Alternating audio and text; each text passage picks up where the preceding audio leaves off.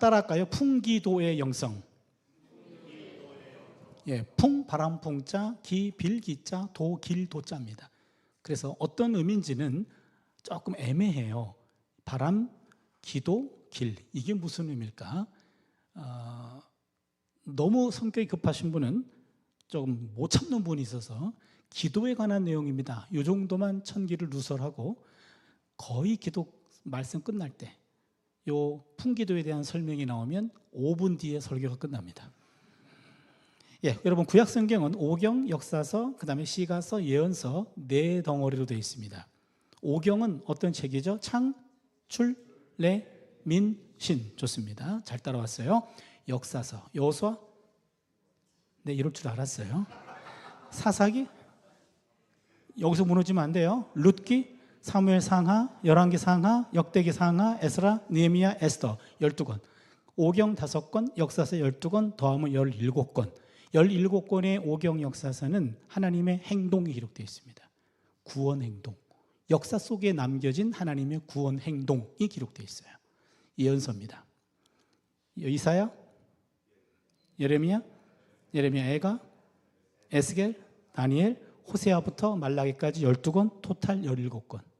그렇죠? 그럼 오경 역사서 17권, 예언서 17권. 예언서는 하나님의 말씀, 예언자를 통한 하나님의 말씀이 기록되어 있습니다. 그럼 오경과 역사서는 하나님의 행동, 예언서는 말씀. 나머지 책 시가서, 욥기, 시편, 잠언, 전도서, 아가. 좋습니다. 실력 좋습니다. 5권. 5권을 그럼 17권, 34권, 5권, 토탈 39권, 39, 27 맞죠? 구약 39권. 시가서는 하나님의 행동과 하나님의 말씀에 대한 인간의 응답입니다. 독특한 책입니다. 오경과 역사서는 하나님의 행동 계시, 예언서는 하나님의 말씀 계시, 시가서는 하나님의 행동 계시와 말씀 계시에 대한 인간의 응답입니다. 그럼 구약 성서는 하나님의 계시와 인간의 응답의 합작품이라고 말할 수 있습니다. 그런데 특별히 하나님께서 행동하시고 말씀하실 때 가장 먼저 반응을 보인 사람들이 시인이에요. 시인은 시편만 시인이 아니라 구약성경 여기저기에 시가 나오면 그 저자를 시인이라고 말합니다. 하나님께서 행동하셨고 말씀하셨을 때 최초로 보여준 반응, 바로 그게 하나님을 찬양하는 거거든요.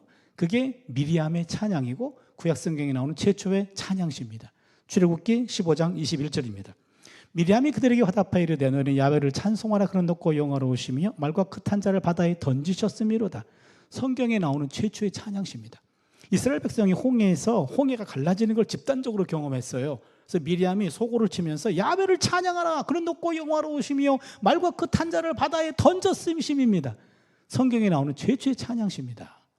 그런데 하나님은 늘 행동하시고 말씀하시는 것 아니잖아요. 때로는 부재하시고 그리고 침묵할 때도 있잖아요. 우리끼리 얘기입니다만 그럴 때가 더 많잖아요. 그렇잖아요. 그때 찬양으로 응답합니까? 그건 이상한 사람이죠.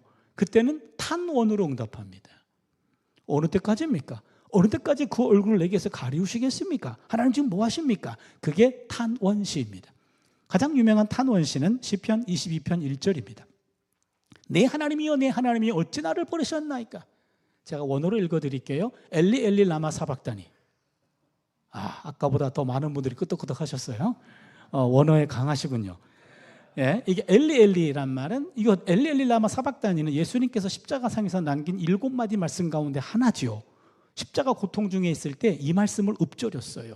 엘리 엘리 나의 하나님 라마 어찌하여 사박다니 버리셨습니까?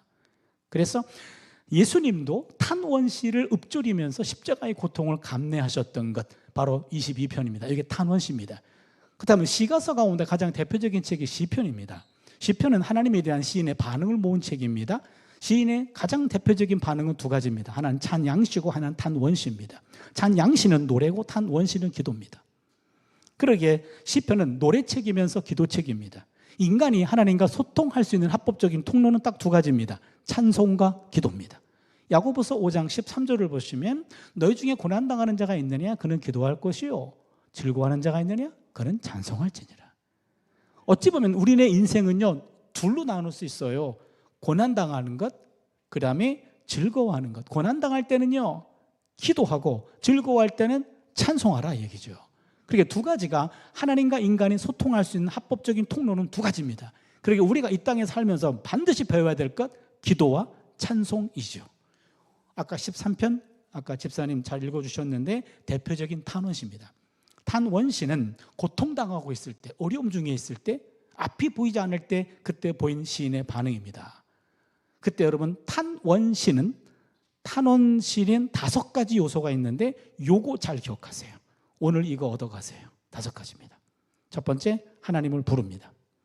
두 번째, 불평합니다. 세 번째, 간구합니다. 네 번째, 신뢰를 고백해요. 5번째, 찬양이에요.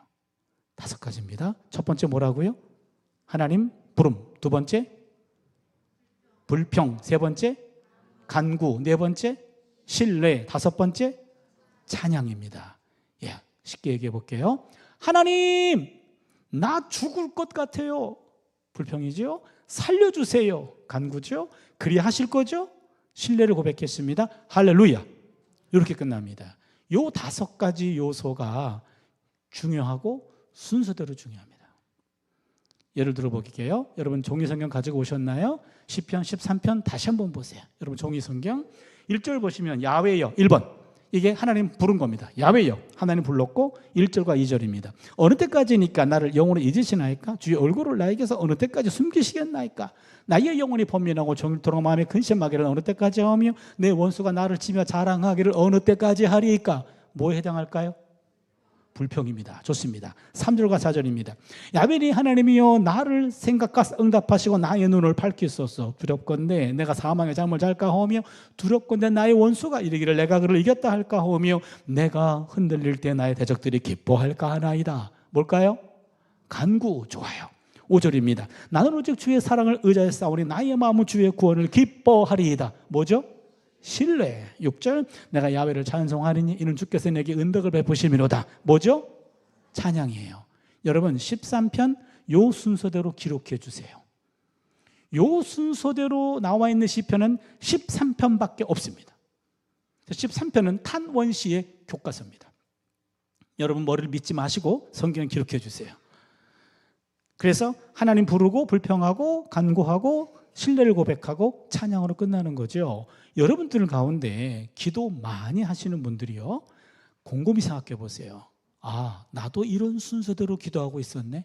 답답할 때 하나님 나 정말 힘들어요. 살려주셔야 돼요. 그래 하실 거죠? 할렐루야. 이렇게 기도 끝나는 거예요. 이렇게 이미 기도하고 계신 분은 이미 기도의 고수입니다. 이미 고수예요. 그런데 목사님 내가 오늘 들어보니까 나는 이런 순서는 아닌데 나름 열심히 고수 되려고 노력했는데 저는 뭡니까? 그분도 인정할게요. 그분도 고수인데 그분은 막달라 기도의 고수입니다. 이제 막달라 기도에서 다윗의 기도로 갈아타세요. 그래서 하나님 나 죽을 것 같아요. 살려주세요. 그리하실 거죠? 할렐루야 이겁니다. 13편은요 다윗의 시잖아요. 주전 1000년부터 2000년 동안 3000년 동안 많은 신앙인들이 답답할 때 13편을 읽었어요. 13편을 묵상했습니다. 이 13편의 시인의 마음에 내 마음이 그대로 덮어써 있어요. 그러게 13편의 시는 많은 신금을 울렸던 것이고 3000년 동안 하나님이 들어왔던 귀에 익숙한 기도입니다. 13편 너무 힘들고 어려울 때는요 13편을 소리내서 읽으시면 좋습니다. 2가지를 제가 말씀드립니다. 첫 번째입니다. 첫 번째, 여러분 기도는 하나님에게 합니다. 당연히 하나님에게 하는 거죠. 근데 어떤 분들은 기도할 때 너무 급한 나머지 하나님을 안 부르고 본론으로 들어가요. 어느 때까지입니까? 그럼 하나님이 재직은 누구한테 따지니? 헛소리입니다. 헛소리예요. 여러분 잘 기억하세요. 간혹 기도할 때 급한 나머지 하나님을 안 부르고 본론으로 들어갈 때가 있는데 그땐 그건 헛소리가 돼요. 반드시 하나님 불러야 됩니다. 어떤 분은 기도할 때 예수님께 기도하는 분이 있어요. 예수님, 그러면요 하나님이 우편에 앉아 계신 예수님에게 오늘은 너한테 기도한다. 야 네가 알아서 해라. 둘이 싸우셔요. 여러분 기도할 때 삼위 하나님 싸움 붙여서는 안 됩니다. 기도는 하나님에게 예수님의 이름으로 성령의 도움으로 삼위 하나님의 역할이 구분되어 있어요. 우리 하나님은 기도 듣고 응답하시는 분, 예수님은 중재하시는 분, 성령님은 도와주시는 분이에요. 그렇게 기도할 때는 반드시 하나님 불러야 됩니다. 하나님 불렀다면 중간중간에 예수님과 성령님을 부른다면 그건 아주 좋은 기도입니다. 삼위 하나님이 총동원되는 기도예요. 그런데 하나님 빠지면 하나님 삐지십니다. 어차피 응답도 안 됩니다. 그래서 여러분 기도할 때 반드시 하나님 아버지에게 기도한다. 요거 기억해 주세요. 두 번째입니다. 기도는 현재형으로 끝납니다. 무슨 말이냐면 기도 열심히 잘 해놓고 예수님 이름으로 기도했습니다 라고 과거형으로 기도 마무리 짓는 분들이 있어요. 그건 아쉬운 기도입니다. 왜냐하면 기도 내용에 미래 간구가 있어요. 미래에 하나님이 응답하시려고 기도를 들으시고 나름대로 스케줄을 보고 계셔. 언제쯤 응답할까? 근데 본인이 기도 끝나면서 예수님 이름으로 기도했대. 지가 유효기간을 마감시켰어. 아주 교만한 기도입니다. 무슨 말입니까? 내가 그냥 말한 걸로 그냥 끝낼게요. 응답 안 하셔도 됩니다. 이런 기도예요. 그 기도가 응답되려면 미래가 열려 있어야 됩니다. 그래서 마감돼서는 안 돼요. 유효기간이 연장돼야 됩니다. 그걸 영원한 현재형이라고 합니다. 영원한 현재형. 예수님 이름으로 기도합니다. 하나이다 드리나이다 라고 현재형으로 끝납니다. 오늘 기도 현재형으로 끝났어요. 대표 기도하시는 분. 제가 이게 현재형으로 안 끝나고 과거형으로 끝난 기도들이 꽤 있거든요. 그럼 제가 설교할 때 민망해요. 조금 전에 설교 기도가 잘못됐다는 거 성도들이 알 거 아니에요. 근데 오늘은 그런 민망함이 없어요. 현재형으로 끝났습니다. 두 가지입니다. 하나님께 기도한다. 현재형으로 끝난다. 사실 탄원시는 이것은 불평기도라고 말할 수 있습니다. 불평기도예요. 하나님께 내 안에 있는 불평을 다 토해내는 겁니다. 여러분 기억하세요. 불평은 사람이 아니라 하나님 앞에 풀어놓아야 됩니다. 불평은 사람에게 하는 것 아닙니다. 하나님에게 합니다. 13편의 시인은 불평이 생길 때 당사자를 찾아가서 따지지 않았습니다. 시인은 그 불평거리를 가지고 하나님 앞에 나왔습니다. 그리고는 시인은 하나님이 사람이 아니라 하나님께 따집니다. 1절과 2절 다시 봅니다. 야훼여 어느 때까지니까 나를 영원히 잊으시나이까? 주의 얼굴을 나에게서 어느 때까지 숨기시겠나이까? 나의 영혼이 범민하고 종이토록 마음에 근심하기를 어느 때까지 하며 내 원수가 나를 치며 자랑하기를 어느 때까지 하리까?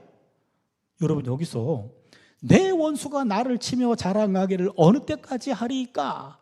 내가 이런 기도를 드리면 네 원수가 너를 언제까지 괴롭힐지 내가 어떻게 알아? 네 원수한테 가서 물어봐. 그렇잖아요. 그런데 그거를 원수에게 묻지 않고 하나님에게 물어요. 이게 포인트입니다. 시인은 이어서 하나님께 간절히 간구합니다. 3절과 4절입니다. 야훼니 하나님이여 나를 생각하사 응답하시고 나의 눈을 밝히소서. 두렵건대 내가 사망의 잠을 잘까 하며 두렵건대 나의 원수가 이를 내가 그를 이겼다 할까 하며 내가 흔들릴 때 나의 대적들이 기뻐할까 하나이다 하면서 거듭해서 하나님께 따지고 있습니다. 예레미야라는 예언자가 있습니다. 모든 예언자 가운데 불평기도를 가장 많이 했어요. 예레미야의 불평기도는요 엄청나게 많습니다. 왜 그랬을까? 예레미야는요 국가 멸망을 경험했던 유일한 예언자입니다. 모든 예언자 가운데 나라가 망한다고 예언은 다 했습니다. 그런데 실질적으로 망한 것을 경험한 것은 예레미야밖에 없어요. 예레미야는 불행했던 시절의 예언자로 픽 당한 거예요. 그래서 입만 열면 나라가 망한다고 예언했어요.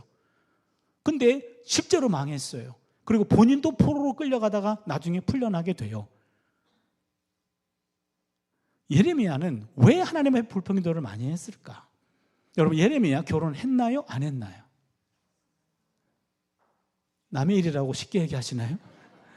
다시 묻습니다. 결혼했나요? 안 했나요? 했어요? 안 했어요? 다시 묻지 않겠습니다. 이 밤에 여기 나와주는 것만으로도 고마운 거예요. 저도 알아요. 우리 교회 부흥할 때 내가 참석하는 거 쉽지 않아요. 오늘 5번 하려고 그랬는데 에이 안 되겠다 그럴까 봐 더 이상 묻지 않겠습니다. 예레미야 결혼 못했습니다. 예레미야 16장 2절에 나와요. 너는 결혼하지 말지니라 자녀도 갖지 말지니라. 하나님께서 독신을 명하셨습니다. 독신 히브리어 없어요. 그러니까 독신이라는 개념도 없는데 단어도 없어요. 그런 삶을 강요했습니다. 왜냐하면 예레미야 입만 열면 나라 망한다고 예언했습니다. 근데 생각해 보세요. 예레미야가 여러분 광고할 게 있는데 며칠 뒤에 제가 결혼합니다. 오셔서 축복해 주십시오. 그럼 사람들이 사람 미친 거 아니야? 나라 곧 망한다며. 그렇잖아요. 망하면 결혼도 못하고 자녀도 못 낳아요. 그렇기 때문에 예레미야는 그 메시지와 자신의 삶이 구분될 수 없었기 때문에 분리될 수가 없었어요. 입만 열면 나라가 망한다고 했잖아요. 그의 삶으로 그것을 보여줘야만 했습니다. 그러다 보니 어쩔 수 없이 결혼 금지당했고 자녀도 없는 삶을 살았어요. 그러다 보니 뭐가 문제입니까? 답답한 마음을 들어줄 사람이 없어요. 국가적으로는 반역자로 찍혔습니다. 부모도 예레미야를 이해 못했습니다. 고향 친구들은 예레미야를 부끄러워했고 고향 사람 예레미야를 집단적으로 제거하려고 했어요. 그래 이 답답한 마음을 풀어놓을 데가 없어요. 아무도 듣지 않습니다. 예레미야는 하나님한테밖에 불평할 수밖에 없었습니다. 그러기에 예레미야의 예언에 보면은 불평이 엄청나게 많이 나와요. 12장 1절 볼까요? 예레미야, 야훼여, 악한 자의 길이 형통하며 반역한 자가 다 평안하면 무슨 까닭입니까? 하나님, 악한 자가 형통하잖아요. 반역한 자가 평안하잖아요. 이게 뭔 일입니까? 하나님 주신 말씀을 선포했어요. 듣는 사람들이 무리를 지었어요. 이 악한 사람들이 예레미야를 제거하려고 합니다. 더 기가 막힌 일은 나를 괴롭히는 악한 자들은 형통해요. 반역한 사람들은 평안해요. 난 점점 힘들어집니다. 하나님, 이게 뭐예요? 하나님 막아주셔야죠. 내가 하고 싶은 말도 아니잖아요. 주신 말씀이잖아요. 전했다면 듣는 사람들이 나를 해코지 하면 막아주셔야 되잖아요. 그들은 평안하고 그들은 형통하고 나는 점점 어려워지는 이게 뭡니까? 하나님께 따지고 있어요. 거듭 따집니다. 예레미야 15장 15절입니다. 야훼여, 주를 위하여 내가 부끄러움 당하는 줄을 아시옵소서. 주를 위하여 내가 부끄러움 당하는 걸 아셔야 됩니다. 거듭 따지고 있어요. 만약에 제 학생이 저한테 와 이렇게 2번 따지면 너 죽을래? 그럴 것 같아요. 이게 한 번도 아니고 2번이나 반복해서 거듭 따지고 있습니다. 그런데 하나님은 예레미야의 불평 기도에 대해서 불편해하지 않으시고요, 권장하신단 말이에요. 이게 놀라운 일입니다. 예레미야 33장 3절 말씀이죠. 너는 내게 부르짖으라. 내가 내게 응답받고 내가 알지 못하는 크고 은밀한 일을 내게 보이리라. 하나님은 불평 기도를 할지라도 불편해하지 아니하시고 계속 하라고 권면하십니다. 욥이란 사람이 있어요. 잘 알죠? 욥도 불평 기도 많이 했습니다. 욥은 할만해요, 사실. 그렇죠. 평생 모았던 재산 다 날렸고 10명의 자녀가 다 죽었잖아요. 그렇죠. 본인은 몹쓸 병에 걸렸습니다. 그러나 욥은요, 아무런 까닭 없이 엄청난 고난을 당했습니다.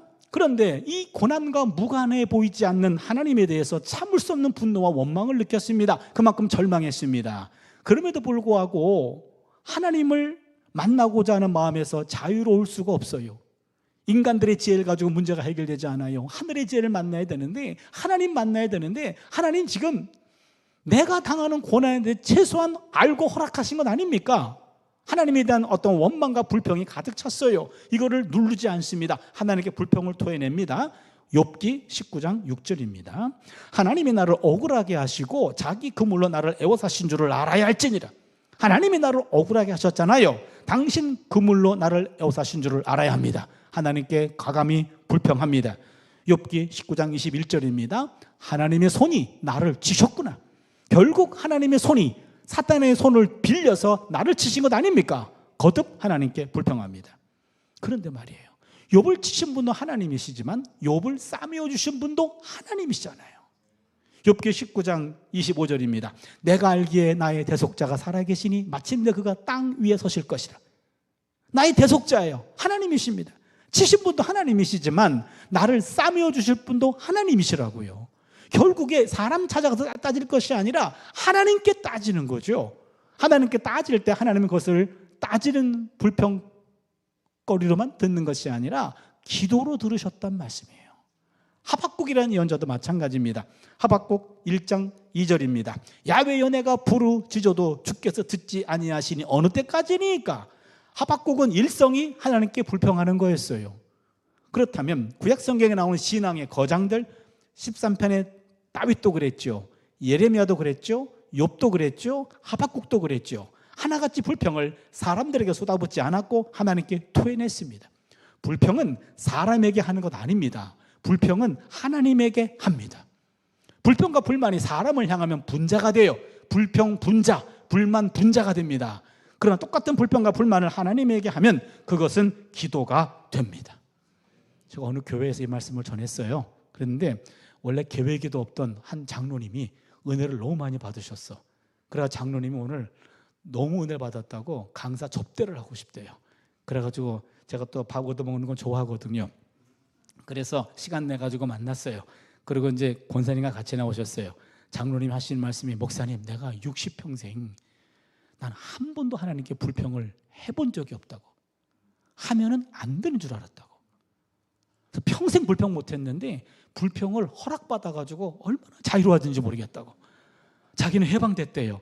얼굴이 환해졌어요. 제가 그 얘기를 듣는 순간 지나간 60년 동안 그 수많은 불평을 누구한테 쏟아부었지? 옆에 있는 권사님을 봤어요. 근데 권사님도 환해졌어. 아, 이제 내가 안 들어도 되잖아요, 그러는 거예요. 직접 하라고 나한테 하지 말고. 바로 그겁니다. 여러분, 불평은 기도의 상 위에 올려놓아야 됩니다. 따라서 불평은 단순한 골칫거리가 아니에요. 알고 보면 기도거리예요. 불평이 치밀어 오를 때 오늘 누구든지 만나기만 해라고 사람 기다리지 마세요. 그 사람 무슨 죄입니까? 그렇잖아요. 불평이 치밀어 오를 때는요, 기다리지 마세요. 본인이 하나님을 찾아가세요. 하나님 앞에, 하나님, 내가 지금 마음이 불편해요. 이런 불만이 있어요. 하나님, 왜 그럴까요? 하나님, 뭐 하시는 거예요? 왜 나를 가만두십니까? 라고 하나님께 따지세요. 그게 바로 기도라는 거죠. 하나님은 당신을 향한 불평은 기도로 들으시는 줄로 믿습니다. 불평이 기도로 채워지면 어느 순간 갑자기 감사와 찬양으로 바뀌어요. 요게 또 은혜입니다. 오늘 시편 13편의 시인은 하나님 앞에서 불평과 간구의 기도를 통해 마음이 한순간에 바뀌는 걸 경험합니다. 그게 5절이었습니다. 13편 5절이죠. 나는 오직 주의 사랑을 의지하였사오니 나의 마음은 주의 구원을 기뻐하리이다. 갑자기 신뢰를 고백합니다. 하나님 앞에서 불평하고 탄원하고 통곡의 기도를 하던 시인이었습니다. 갑자기 신뢰를 확신합니다. 그리고는 하나님이 자신의 기도를 응답하실 것을 확신하게 되면서 자연스럽게 감사와 찬양이 흘러나오는 거죠. 그게 6절이에요. 내가 야훼를 찬송하리니 이는 주께서 내게 은덕을 베푸심이로다. 이렇게 끝납니다. 그렇다면 여러분, 5가지 하나님 부르고 불평하고 간구하고, 여기까지는 울면서 하는 거예요. 하나님, 나 죽을 것 같아요. 살려주세요. 울면서 해요. 4번에 와가지고 그리하실 거죠? 할렐루야. 웃어. 울다가 웃어. 그렇잖아요. 왜 그러세요? 여러분도 그런 경험 있으시죠? 답답한 마음 가지고 하나님께 울면서 기도 시작했는데 끝날 때는 찬양하고 웃으면서 끝나. 그러면 요 3번, 1, 2, 3번과 4, 5번, 3번과 4번, 1, 2, 3번은 울어, 4, 5번은 웃어. 울다가 웃어. 무슨 일이 있었기 때문에 울다가 웃습니까?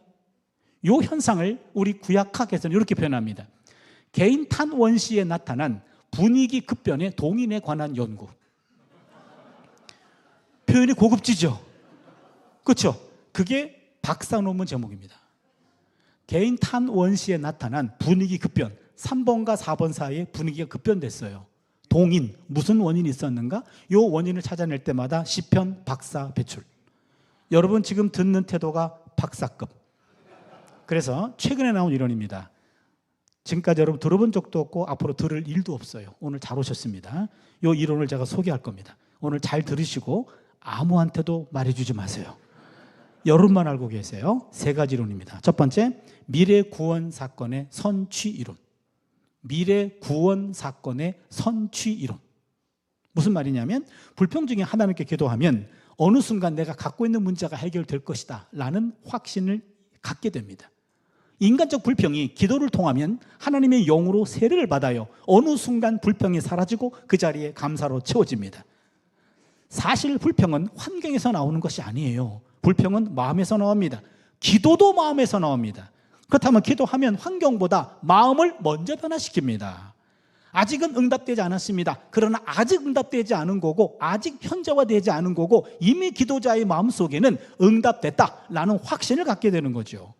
그래서 이런 신뢰 확신이 기도자로 하여금 미리 감사하고 미리 찬양하도록 하는 거지요. 미래에 일어날 구원 사건을 미리 선취해서 현재화함으로 지금 사용하는 겁니다. 미래에 일어날 구원 사건을 현재화함으로 이것을 현재 앞당겨 사용하는 거죠. 미래 에너지를 선취함으로 이것을 앞당겨 사용하는 겁니다. 이게 미래 구원 사건의 선취 이론.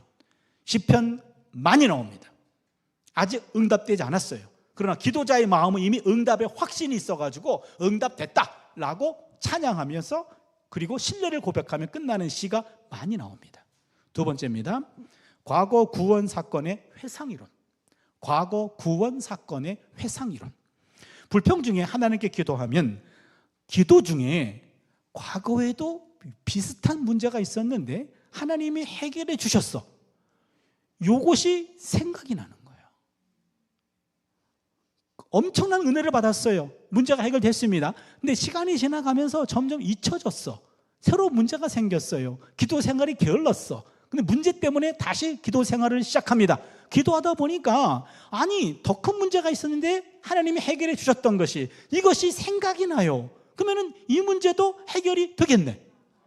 이렇게 된 거예요. 과거에 경험했던 구원 사건이 회상됨으로 이것이 현재화해서 재활용하는 거죠.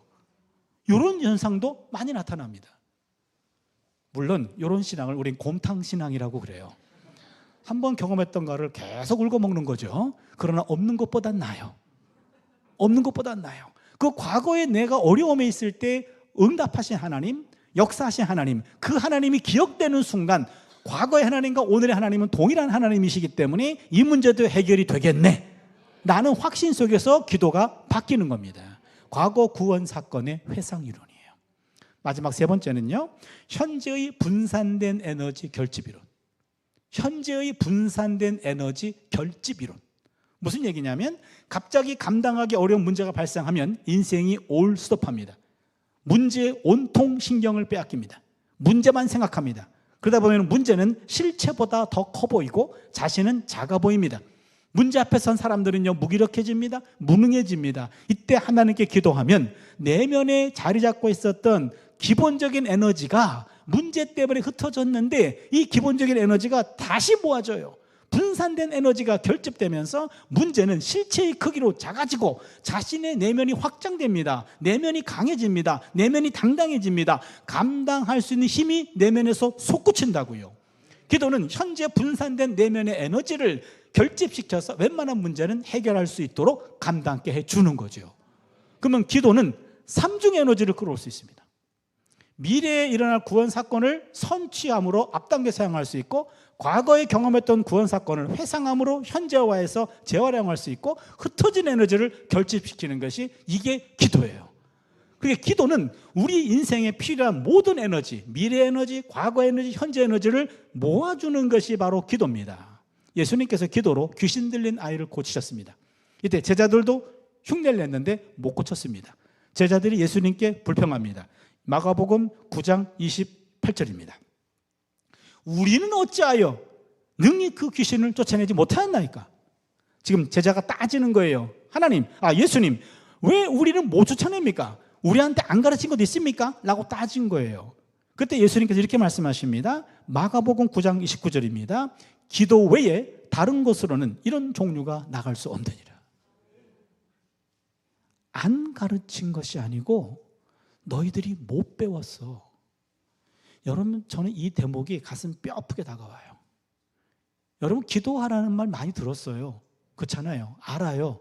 근데 기도하세요? 그걸 말하는 겁니다.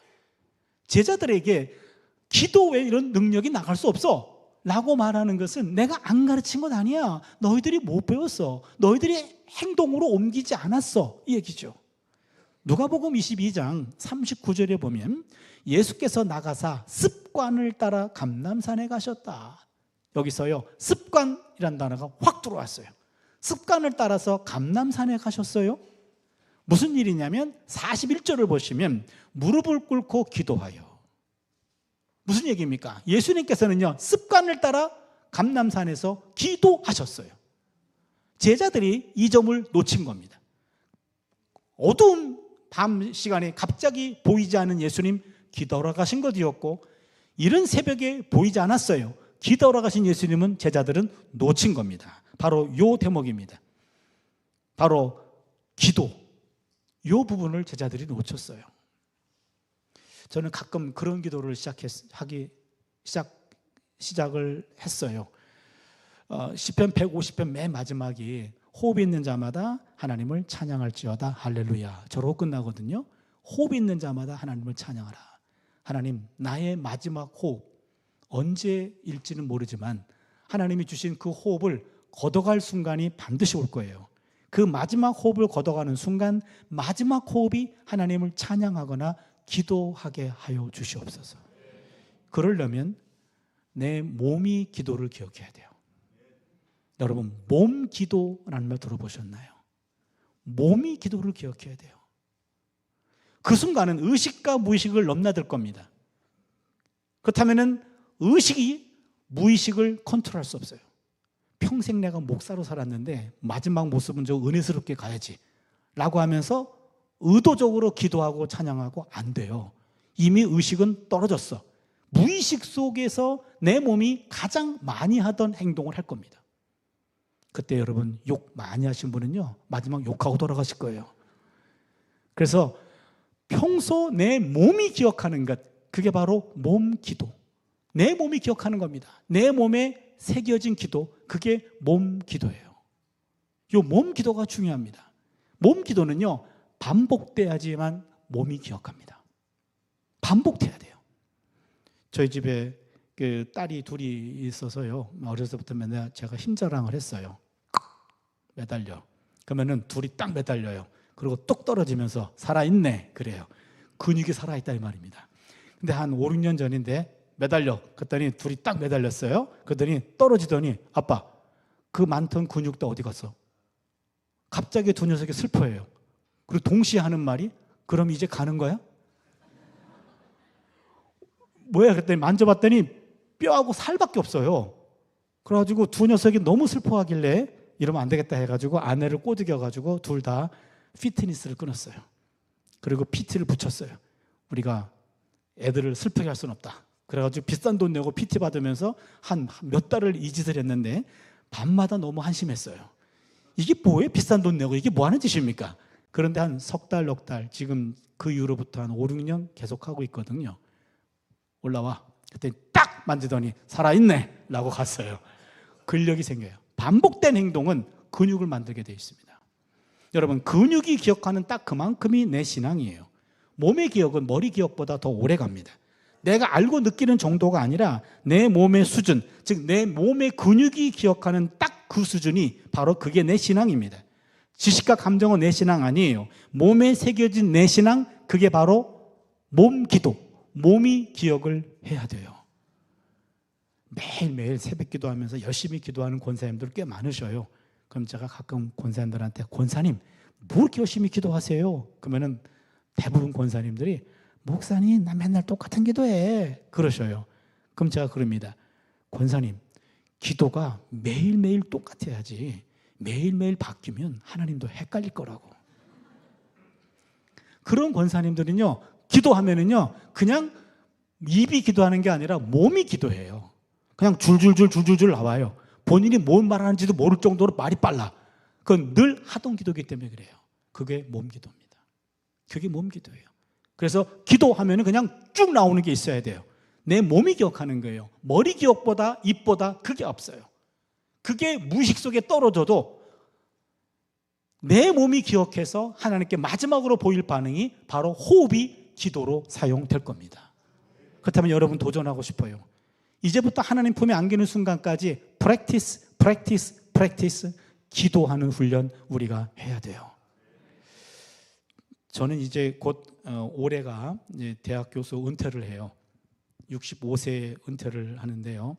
평생 저는 새벽 1시, 2시까지 성경을 연구하고 있습니다. 지금도.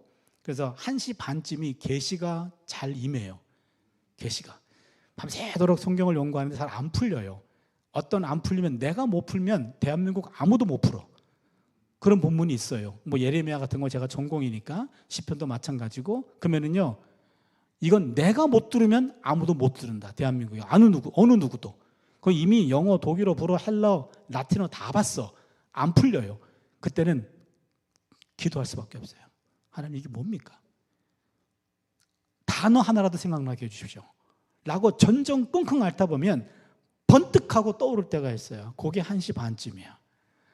그걸 위해서라면 한 열 몇 시간 끙끙 앓아야 돼요. 그러다 보니까 1시 반쯤에 임하는 계시에 맛이 들려서 평생 한 2시 정도까지 성경을 연구하는 게 습관이 됐어요. 그러다 보니까 저도 목사인데 새벽에는 이불 속에서 입신하고 있어요.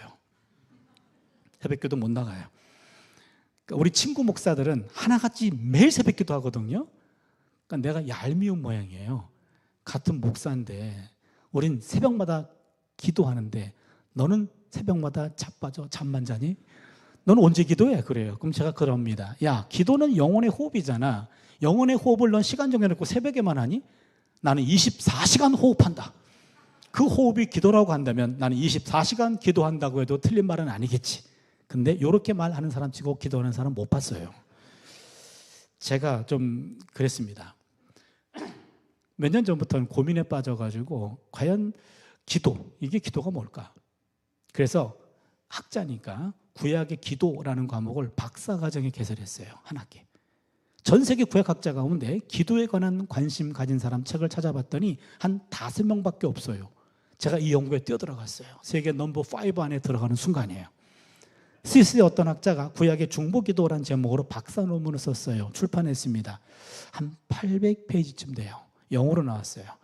1페이지부터 800페이지까지 한 페이지도 안 빼놓고 다 우리말로 번역하면서 박사과정에서 한 학기 인텐시브 세미나를 했습니다. 많이 배웠어요. 와, 이런 것도 있었구나. 이런 것도 있었네? 많이 배웠어요. 그런데 여전히 갈증이 해소가 되지 않아요. 그래서 신약학자가 쓴 신약의 기도, 영성가들이 쓴 기도에 관한 책, 또한 목사님들 가운데 기도가 깊으신 분들이 있어요. 그분들이 쓴 책, 이것들을 다 모았더니 한 4, 50권 되고 지금도 모으고 있어요. 틈틈이 읽어봤습니다. 이런 것도 있었구나. 많이 배웠어요. 근데 여전히 이게 단가 싶은 거예요. 그럼 어떻게 하면 좋습니까? 어떤 사람에게도, 어떤 학자에게도, 어떤 영성가에게도 더 이상 배울 게 없어요. 저는 아직도 배고파요. 그래서 결단했습니다. 직접 묻자. 하나님에게 직접 묻자. 그래서 기도는 기도로 배우는 거가 있어. 그래서 교회 옆으로 이사를 갔어요. 우리 가족들이 다니는 교회 옆으로 이사 갔습니다. 그래서 이제는 새벽엔 계속해서 이불 속에서 입신하고 있어요. 내일은 입신 안 할 겁니다. 부흥회만 나오면 새벽 기도를 해야 되는 게 저한테는 큰 곤욕이에요. 저는 부흥회 때만 새벽 기도해요. 평상시에는 새벽에는 이불 속에서 그냥 돌아가 주무시고 계십니다. 그래서 학교 끝나면 퇴근하면 매일 밤 교회로 출근해요. 일단 교회로 출근, 그 다음에 교회에서 기도하고 완전 집으로 퇴근합니다. 2015년 3월 1일부터 그랬어요. 그럼 10년이 좀 넘어가고 있습니다. 제가 배운 기도에 관한 정의입니다. 잠정적인 겁니다. 전 여전히 배우고 있습니다. 기도는 대화가 아니라 사귐인 것 같아요. 하나님과 사귀는 거예요. 하나님과 교제하는 겁니다. 부끄럽지만 조금 소개하면 제가 기도할 때 와서 오늘 일어났던 일들을 다 하나님께 말합니다. 수업 시간에 어떤 학생이 들어왔는데 대학원 신대원 수업인데 3년 공부하고 목사가 되는 과정인데 저 학생은 인품도 문제가 있고 태도도 문제가 있고 또한 지식도 왜곡됐는데 전혀 배우려고 하지 않아. 인상은 더 험악해. 저 사람을 내가 퇴학시켰다간 내게 화가 미칠 것 같아. 하나님 자퇴하게 해주시옵소서. 몇 년에 한 번씩은 찍어놓고 기도해요. 저 학생 자퇴하게 해주십시오. 저 사람 목사 되면 안 됩니다. 저 사람 목사 되면 교인들도 힘들어지고 다 힘들다고 자퇴하게 해주십시오. 학교 가가지고는 전사님 열심히 하세요. 집에 교회 가서는 자퇴하게 해주십시오. 이런 기도 몇 년에 한 번은 해요. 그리고 특정 교수가 늘 회의할 때마다 너무 무례해요. 저한테만 공격적이야. 말을 함부로 막 해. 그럼 너무 불쾌해요. 그런데 꼭 지나고 나면 어떻게 되받아쳐야 될지 나중에 알아. 기도합니다. 하나님, 그렇게 시간 차이를 두지 마시고 그렇게 얘기했을 때 바로 받아칠 수 있도록 시간을 좀 땡겨주든지 아니면 그 사람 좀 학교 그만 다니게 하든지 그 입을 막아주든지 아니면 내가 좀 마음을 넓게 해가지고 그냥 품어주든지 어떻게 좀 해주세요 라고 하나님께 이 상처받은 것들을 다 고자질합니다. 하루에 일어났던 모든 일들을 시간별로 다 고자질해요. 내 아내한테 말하지 못하는 것도 다 얘기해요. 그렇게 얘기하면 한 5분, 10분 정도면은 오늘 하루의 감정이 정리가 돼요.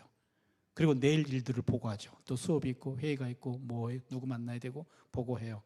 그러고 나면 한 10분 정도가 되는 것 같아요. 한 10분, 15분쯤 돼요. 그러면 나를 위한 기도가 이제 끝났어요. 그럼 이제는 남을 위한 기도로 넘어가는데 가장 소중한 아내를 위한 기도. 우리 두 딸이 있어요. 두 딸을 위한 기도. 근데 딸 녀석이 또 아기를 낳았어. 아기를 위한 기도. 그다음에 이 아기 아빠가 있어. 사위놈을 위한 기도. 이게 순서입니다. 이렇게 하고 우리 어머니 있고 장모님 계시고 이렇게가 저의 가족이에요. 여기를 왜 기도하고 그다음에 기도 부탁한 분들이 있어요. 그 기도를 해요. 그리고 또 하나님이 갑자기 끼워주는 기도가 있어. 기도하다가 또 생각이 나요. 그러면 그 기도. 또 교인들 중에 아픈 분들이나 어려운 분들이 또 생각이 나요. 그 기도. 이렇게 하다 보면 그게 한 토탈 30분 정도가 돼요. 월요일부터 목요일까지는 30분. 금요일까지 기도하고 토요일은 안식일이라 쉬고 주일은 주일이라 쉬어요. 일주일 5일 근무.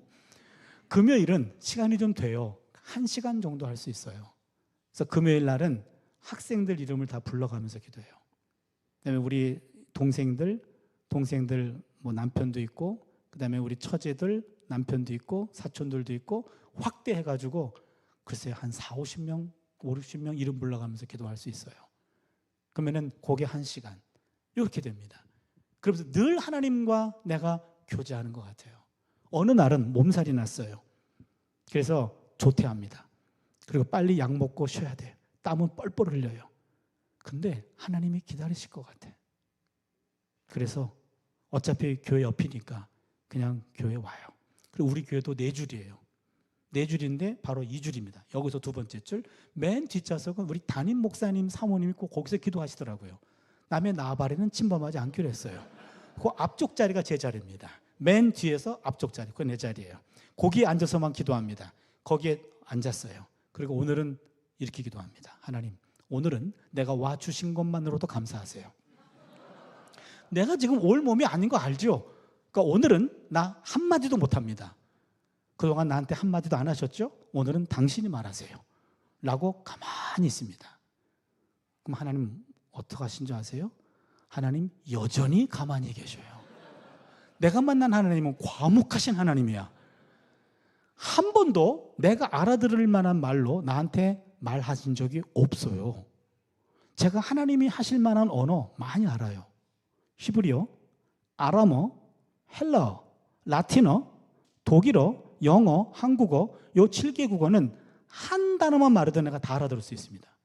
근데 하나님은 한 번도 요 7개 국어 가운데 한 단어도 내가 알아들을 말로 말씀하신 적이 없어요. 이게 목사가 돼가지고 이게 공개적으로 할 말인지는 모르겠는데 우리 학생들은 하나님의 음성을 들었대요. 그럼 제가 반드시 묻습니다. 어떤 언어였냐고.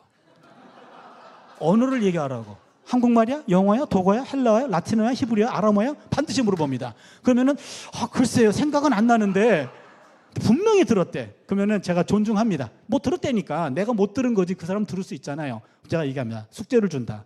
다음부터 또 듣게 되면 단어를 적어와라. 단어를 적어와라. 그럼 내가 너한테 A+를 주겠다 그럽니다. 아직 아무도 제게 가져온 사람은 없어요. 제가 만난 하나님은 감동으로 응답하신 것 같아요. 성경 구절을 떠올리게 해주시든지 어떤 그림을 보여주시든지 어떤 단어가 생각나든지 뭔가가 떠오르게 하셔요. 직접 내가 알아들을 말로 말씀하신 적은 없어요. 그래서 기도는 대화라기보다는 사귐이라고 정의한 겁니다. 대화는 주고받아야 되잖아요. 근데 그분은 한 분들한테 말씀한 적이 없다니까. 근데 나한테 말씀도 하지 않는 그분을 내가 있다고 믿는 내 믿음이 엄청난 믿음이잖아요. 그러잖아요. 기도는 사귐인 것 맞아요. 톰 라이트라고 하는 현재 신약학자로서 전 세계 넘버1쯤에 들어가요. 영국 성공의 신부인데 이분은 이렇게 얘기했습니다. 기도란 우리가 사는 세계와 하나님의 세계가 멀리 떨어져 있지 않다는 신비로운 사실과 관계가 있다. 우리가 사는 세계와 하나님의 세계가 멀리 떨어져 있지 않다라는 겁니다. 우리의 삶과 하나님의 삶은 동떨어진 것이 아니다. 성경에서 땅과 하늘이라는, 땅이라는 우리의 실제와 하늘이라는 하나님의 실제는 서로 꼭 들어맞도록 되어 있다. 이분이 이렇게 표현했어요. 하늘과 땅이 만나는 핵심 장소 중에 하나가 기도다라고 얘기했어요. 기도다. 무슨 말씀인지 아세요? 하늘의 것을 땅으로 끌어들일 때 그 통로가 되는 게 기도고, 땅의 사정을 하늘로 올릴 때 요 만나는 통로가 기도라는 거예요. 저는요, 이거를 글로 접하기 전에 경험해 본 적이 있어요. 여기서 두 번째, 맨 뒷좌석에서 두 번째, 여기서 130cm예요.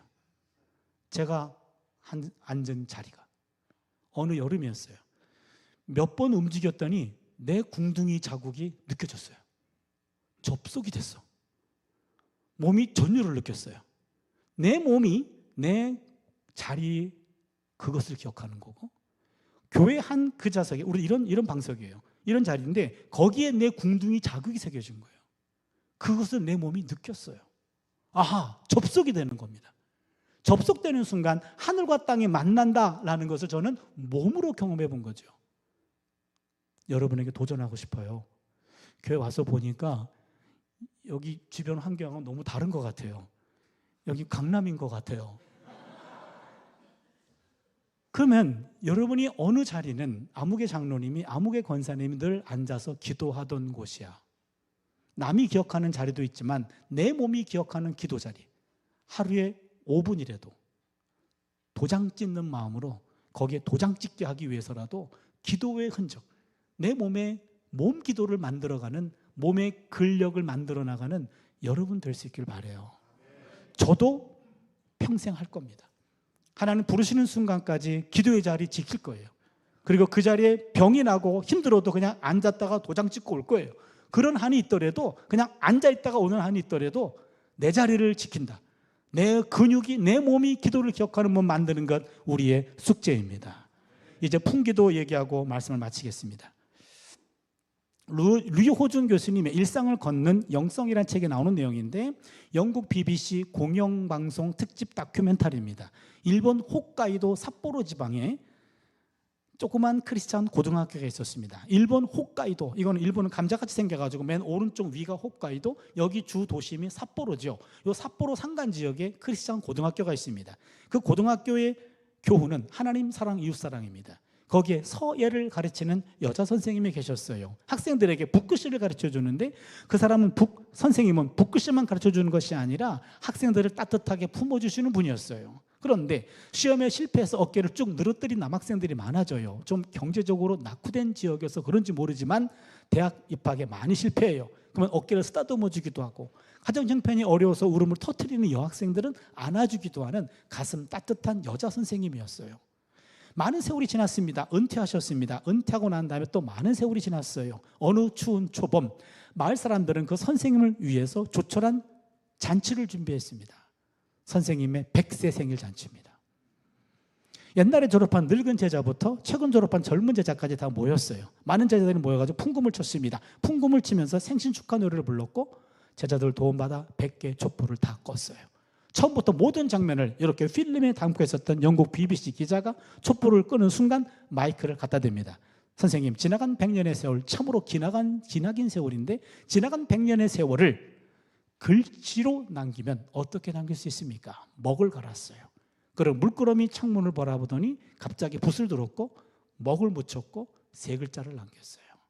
이쯤 되면 눈치를 채야 돼요. 첫 번째 글자가 풍이고, 오늘 설교 제목이 기고 도잖아요. 선생님은 풍도기를 남겼어요. 풍, 바람 풍자, 도, 길도자, 기, 빌기자. 풍도기. 무슨 말입니까? 풍, 바람 부는 도, 길 위를 기도하며 살았습니다. 이 글자예요. 풍도기. 기가 막힌 표현이에요. 풍, 바람 부는 도, 길 위를 기도하며 살았습니다. 풍도기란 3글자에 인생 100년의 역전이 다 담기는 참으로 가슴 짠하는 순간이었어요. 그 세 글자를 남기고 며칠 뒤 선생님은 세상을 떠났습니다. 자신을 가리켜 I'm just a little old lady, 그저 작고 초라한 늙은입니다. 그렇지만 그 다큐멘터리 제목은 A little giant lady, 몸집은 작았지만 영웅적인 부인이었다. 영국 BBC 특집 다큐멘터리 거기서 끝. 이것을 글로 남긴 교수님의 글도 여기서 끝. 제가 곰곰이 생각해 봤습니다. 우리는 아직 100세가 아니고 100세를 향해 가요. 그럼 남은 삶을 어떻게 만들어 볼 수 있을까? 두 번째와 세 번째를 제가 위치를 바꾼 겁니다. 그게 풍기도입니다. 무슨 말입니까? 인생을 살다 보면 갑자기 거친 바람을 만나요. 앞이 보이지 않아요.